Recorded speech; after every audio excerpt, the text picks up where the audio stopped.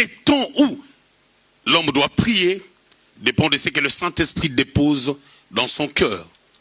Il n'y a pas une heure où Dieu exauce les prières. Il n'y a pas une heure où Dieu exauce les prières, où lorsque nous prions, Dieu n'exauce qu'à 6 heures du matin. Beaucoup de personnes ont tendance à nous dire que Dieu exauce les prières de minuit. Dieu exauce les prières de 6 heures du matin. Lorsqu'on prie à 3 heures du matin, Dieu exauce. Ce sont des fausses réalités qui n'ont pas de fondement. Et il n'y a pas de verset pour ça. Lorsque tu te retrouves dans une situation compliquée, les gens ont tendance à implorer la faveur de Dieu. Seigneur, descends, manifeste-toi. Seigneur, agis. D'ailleurs, on ne peut pas dire au Seigneur de descendre. Parce que lui qui est au-dedans de nous par le Saint-Esprit, on ne peut plus dire de descendre. Vous savez, beaucoup de personnes partent en Israël. Je ne suis pas contre. J'aimerais un jour y aller. Je n'ai jamais été en Israël.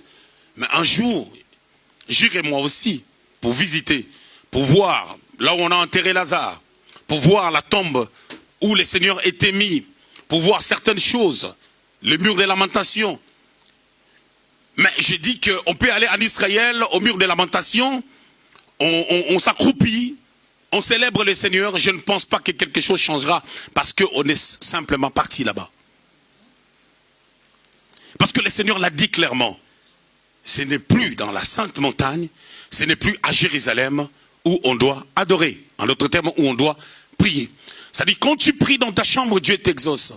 Quand tu pries à l'église, Dieu t'exauce. Quand tu pries, Dieu t'exauce, tu entends ta prière. Je jeûne 2 fois par semaine.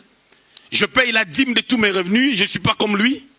Mais écoutez, l'autre qui dit, Seigneur, sois apaisé de moi parce que je suis un pécheur. La Bible dit, il était sorti justifié à cause de la qualité de sa prière, de la disposition de son cœur, de son attitude vis-à-vis de Dieu. L'impact ou l'efficacité de la prière ne dépend pas du temps qu'on passe dans la prière. Je connais un frère qui est décédé. Je n'en parle pas parce qu'il est décédé. Lorsque je me suis converti, je l'ai vu en train de prier pendant 4 heures tous les jours. Je l'ai observé. Et quasiment à la même heure. Lorsqu'il priait, il pleurait. Il y avait la morve qui sortait. Ça coulait de partout. Des yeux, des narines, de la bouche. Il devenait tellement moche quand il priait. Et plus encore, c'était sale. Mais cet homme ne connaissait pas Dieu. Je l'ai vu faire certaines choses et j'étais étonné. Et quand je l'entendais prier, il avait tendance à répéter les mêmes paroles. Il répétait les mêmes paroles, mais pendant longtemps. Il pouvait prier 4 heures. Il peut commencer à 7 heures du matin. Il va finir, je ne sais pas, à 11 heures. Et des fois, je venais chez mon pasteur, parce qu'il habitait chez le pasteur, je le trouvais déjà en train de prier le matin. Je peux partir, je reviens. Moi, je pars, je prie, je finis, je reviens. Lui, il est en train de continuer de prier. Mais tranquillement, à un moment donné, il vivait avec une femme sans qu'il soit marié. Des fois, dans nos prières, nous faisons du syncrétisme. On mélange des cultures, des coutumes devant Dieu. Et ça devient la religion, qui est l'ensemble des efforts que l'homme fournit pour atteindre Dieu. Dieu est au-dedans de nous par le Saint-Esprit. Il a dit, je ne vous laisserai pas orphelin parce que je vous enverrai les consolateurs. Notre tristesse et nos larmes dans la prière n'impressionnent pas Dieu. Je ne dis pas qu'on ne doit pas pleurer. Je ne suis pas en train de dire que quelqu'un qui prie, qui pleure, il fait mal. Je ne dis pas ça. Mais je dis que ça n'impressionne pas Dieu. Tu pleures pour toi. Tu ne pleures pas pour Dieu. Tu ne vas pas prendre tes larmes pour montrer à Dieu, Seigneur, regarde les larmes que j'ai versées. Oh Seigneur. Vous savez, lorsque je faisais Paris-Luxembourg, ça c'est cette période, les gens ne le connaissent pas. Je ferai Paris-Luxembourg de novembre 2005. Je suis venu pour la première fois au Luxembourg le 27 novembre 2005 au retrait des deuils de l'évangéliste Lauriane, de son défunt mari. Et je suis revenu encore 2 fois la même année. Et toute l'année 2006 jusqu'au 30 décembre 2006, je venais au Luxembourg pour prêcher une seule personne. Une seule âme. Priscille avait 14-15 ans. Sammy et Jonathan des bébés. Et je venais pour prêcher une âme. Et Priscille n'était pas encore convertie. Elle ne comprenait même pas les choses de Dieu. Je lui ai prêché la parole de Dieu. Un jour, elle a pris la décision en 2007 de se convertir. Et quand on a commencé l'église, il fallait qu'elle nettoie les chaises. Elle se moquait pour dire, oh, vous allez commencer l'église. Ça va commencer comment? Et les gens vont venir comment? Et plus encore, la personne que je venais chercher, que je venais instruire au travers de la parole de Dieu, était une personne dans sa nation, apparemment on ne l'aimait pas. Il n'avait pas d'amis. Il n'avait personne qui venait là. Et comment les âmes pouvaient être gagnées? Mais voilà, gloire à Dieu, vous êtes là. La force, la puissance de la prière et de la persévérance dans ce qu'on est en train de faire. Je faisais des allers-retours. Il m'est arrivé de prier, de pleurer, ça ne faisait rien à Dieu. Pour Dieu, il attendait que je quitte Paris pour venir habiter au Luxembourg afin que les choses démarrent. C'est-à-dire mes pleurs, mes larmes ne faisaient rien devant Dieu. Combien de personnes sont venues à l'église pour adorer Dieu, pour prier, pour être dans la présence de Dieu, et Pénina a l'air dit quelque chose qui les contrarie. Je vis des gens dans cette assemblée, du début à la fin, avoir le visage fermé. À ta place, je retournerai même à la maison. Je ferai mieux de retourner à la maison parce qu'en restant là, c'est comme si tu étais en train de t'opposer même à Dieu. Beaucoup de personnes l'ont fait. Et d'autres visages fermés, mais ils sont en train de prier quand même. Mais la Bible dit, quand tu as un problème avec quelqu'un, qu'est-ce qu'il faut faire?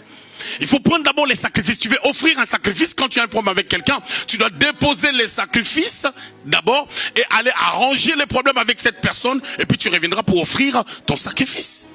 Mais Anne, pendant 20 ans, elle venait tous les jours au temple. Elle venait tous les jours à Silo. Mais Dieu ne l'exauçait pas. Et quand il priait, elle pleurait. Quand il priait, Pénina l'a mortifiée, elle pleurait. Et dans l'attitude où Anne était, elle est en train de cultiver plutôt l'absence de Dieu.